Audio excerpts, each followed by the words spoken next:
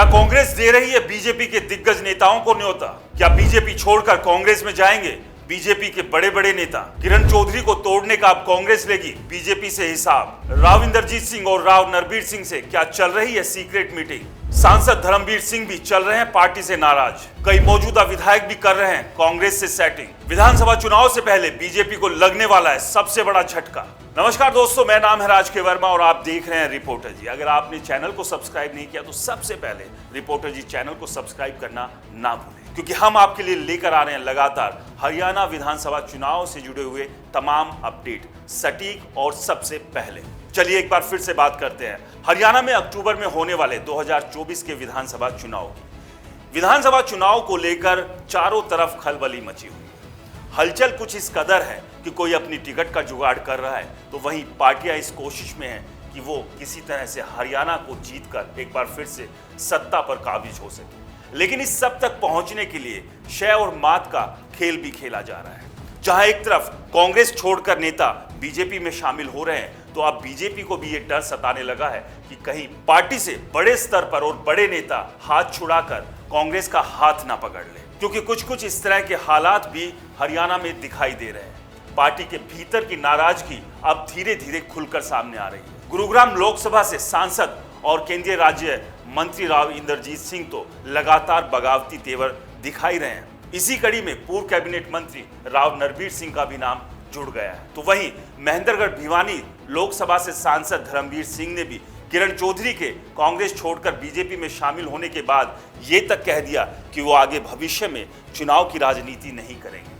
यानी कि नाराजगी तो उन्होंने भी साफ साफ जाहिर कर दी। ऐसा नहीं है कि ये चंद ही नेता हैं जो पार्टी और पार्टी के हिसाब किताब से नाराज चल रहे हैं। ऐसे बहुत सारे नेता और मौजूदा विधायक भी है जिन्हें इस बात का डर है कि पार्टी उनकी टिकट काट सकती है। तो ऐसे में अभी से क्यों ना कांग्रेस के साथ कोई साठगांठ और सेटिंग कर ली जाए, और इस सेटिंग की सीक्रेट मीटिंग्स भी शुरू हो चुकी है। इसके अलावा लोकसभा चुनाव में जिस तरह से कांग्रेस ने 10 में से 5 सीटें जीती और 2019 में बीजेपी ने जहां 10 की 10 सीटें जीती थी, तो वहीं 2024 के लोकसभा चुनाव में 10 में से 5 सीटें हारी। इसके बाद कांग्रेस का कॉन्फिडेंस हाई है और कयास ये लगाए जा रहे हैं कि हरियाणा में 2024 के विधानसभा चुनाव में कांग्रेस इस बार बाजी पलटते हुए 10 साल से जो सत्ता से दूर थी वो सत्ता में वापसी कर सकती है।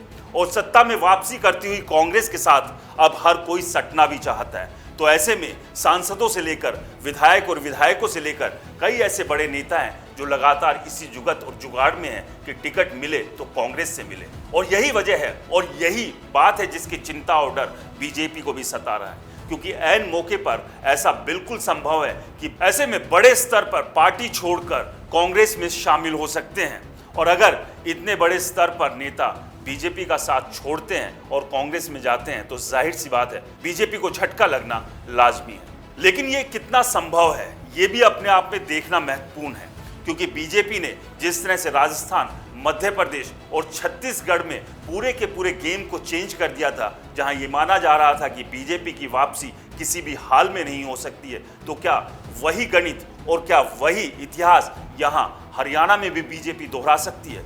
क्या अमित शाह कोई ऐसी रणनीति या ऐसी कोई प्लानिंग हरियाणा के नेताओं के हाथ में थमा सकते हैं जिससे हारी हुई बाजी को बीजेपी जीत सके? वैसे राजनीति है और राजनीति में कुछ भी हो सकता है। बाकी रही जनता के मूड की बात, तो जनता अपने आप तय कर देगी वो किसे सत्ता में बैठाएगी और किसे विपक्ष में। आपको क्या लगता है? हमें कमेंट्स कर अपनी राय जरूर दें। रिपोर्टर जी चैनल को सब्सक्राइब नहीं किया है तो आपसे रिक्वेस्ट है कि चैनल को सब्सक्राइब करना ना भूलें।